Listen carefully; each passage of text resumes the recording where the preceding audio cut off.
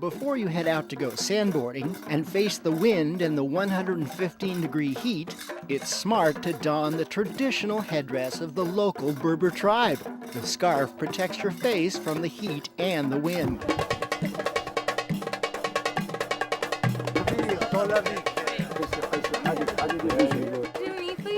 Oh my God!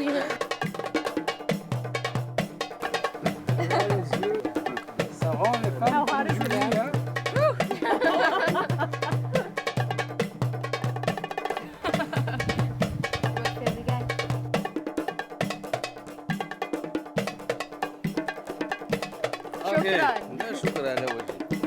Okay, everyone is geared up to go sandboarding, but the steepest sand dunes are miles away across this vast desert, which brings up the question of transportation. Well, when in the desert, do as the locals do. First thing we did was go on a camel ride, and that was definitely a first for me.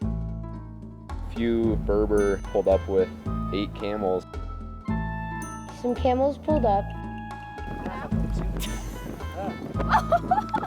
We got onto them, and it was really fun because when you sat down, you'd sit on it while it was on its 4 legs, and then as it got up, first it would bring up its back legs, and you'd lurch forward, and you had to hold on to the little bar.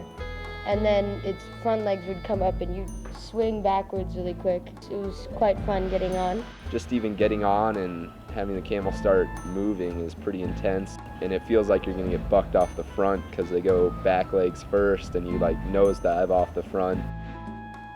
So we all hopped on and took off on an adventure through the dunes.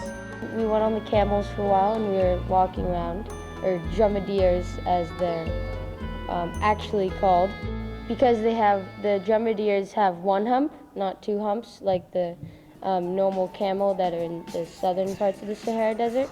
So riding a camel is quite the experience. I'd never ridden anything quite that big before. Definitely a lot bigger than a horse. It's pretty tall, you can see a lot from up there, and it's not all that comfortable after a while until you get really used to it. It's definitely a little sore after you get off for a while.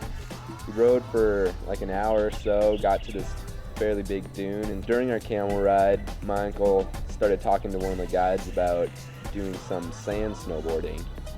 And eventually the guide offered to go grab a snowboard, and so we headed up to the top of this huge dune. And then we came upon this bigger dune, and my dad had a snowboard that he had rented.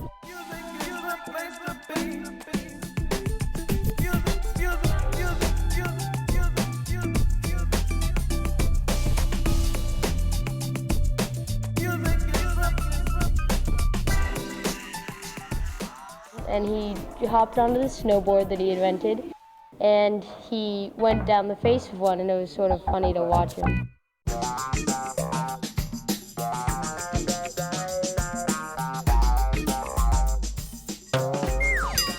He went down the hill, and it looked pretty cool. He was just, cruising.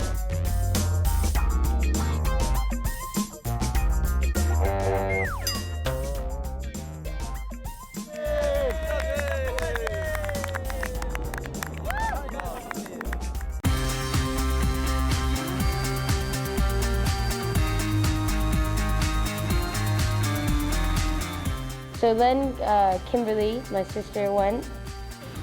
Kimberly did a fairly good job because it was pretty steep and pretty big. A little ways down, she takes quite the digger, rolls a few times in the sand. She was not quite as snowboarding skilled as my father, and she fell a couple times, but she's still having a lot of fun and laughing and stuff, and we're all having a great time. The people who didn't want to run up and down the dunes just sat on top watching everything else. Oh yeah, and then one of the guys grabbed me, and he was like, "Oh, come here, come here, come here." And we sat on the snowboard together and went down the hill like a sled, and it was really fun.